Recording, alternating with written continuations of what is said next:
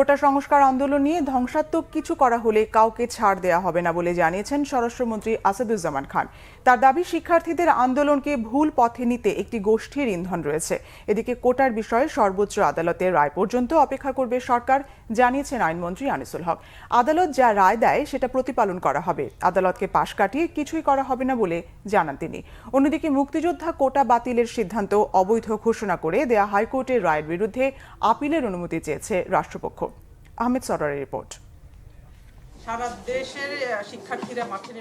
মঙ্গলবার সচিবালয়ে সাংবাদিকদের সাথে কথা বলেন স্বরাষ্ট্রমন্ত্রী আসাদুজ্জামান খান কামাল। এই সময় এক প্রশ্নের জবাবে তিনি জানান, রাস্তা অবরোধ করে দাবি আদায় সঠিক পন্থা নয়। এ পথ বাদ দিয়ে আন্দোলনকারীদের ফিরে গিয়ে আদালতে বক্তব্য দেওয়ার আহ্বান জানান তিনি। ঢাকা বিশ্ববিদ্যালয়ে শিক্ষার্থীদের উপর একটি ছাত্র সংগঠনের কর্মীদের হামলাকে শিক্ষার্থীদের মধ্যে মতবিরোধ থেকে মারামারির ঘটনা ঘটে থাকতে পারে বলে মন্তব্য করেন মন্ত্রী।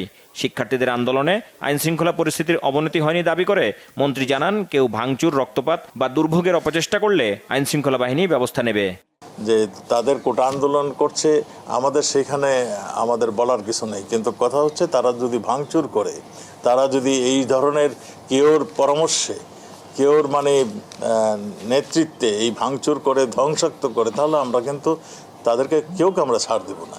এদিকে ইন্ডেমনিটি আইন ও জননেত্রীর কারাবন্দী দিবস উপলক্ষে প্রগতিশীল কলামিস্ট ফোরাম আয়োজিত এক সেমিনারে আইনমন্ত্রী আনিসুল হক বলেন, 2018 সালে সরকার কোটা বাতিল করে। মুক্তিযোদ্ধার সন্তানেরা হাইকোর্টে রিট করেছেন। বিষয়টি আদালতে গেলে সরকার তো কিছু করতে পারে না। আন্দোলনকারীরা আদালতে কোটা সংস্কারের সমাধান করতে পারত বলে মনে করেন আইনমন্ত্রী। তার মতে, যারা আন্দোলন করছে তারা আইনিভাবে মোকাবেলা না করে আন্দোলন করছে। এই আন্দোলনের কোনো যৌক্তিকতা আছে কিনা সেই প্রশ্ন তোলেন আইনমন্ত্রী। একটা প্রশ্ন উঠেছে যে এটা তো সরকারের ব্যাপার, এটা আদালতে হবে না।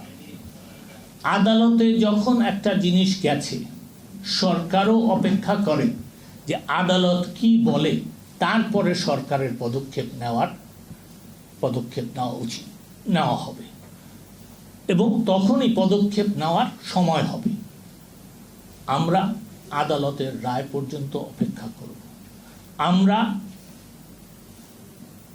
বাংলাদেশের সর্বোচ্চ আদালতকে সম্মান করব।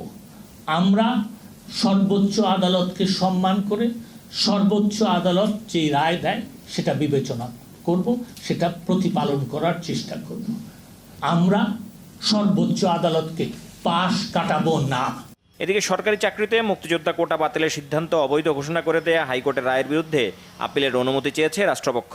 হাইকোর্টের পুরো রায় পাবার পর মঙ্গলবার আপিল বিভাগের সংশ্লিষ্ট শাখায় এ আবেদন করা হয়। আমরা আপিলটা শুনানি করে আমাদের এটা করা হোক, লিভ দিয়ে আপিলটা শুনানি করে এই আদেশটা বাতিল করা হোক, এটাই আমরা চাওয়া হয় এবং এটাই আমরা চেয়েছি। আহমেদ সরওয়ার, বাংলা ভিশন, ঢাকা।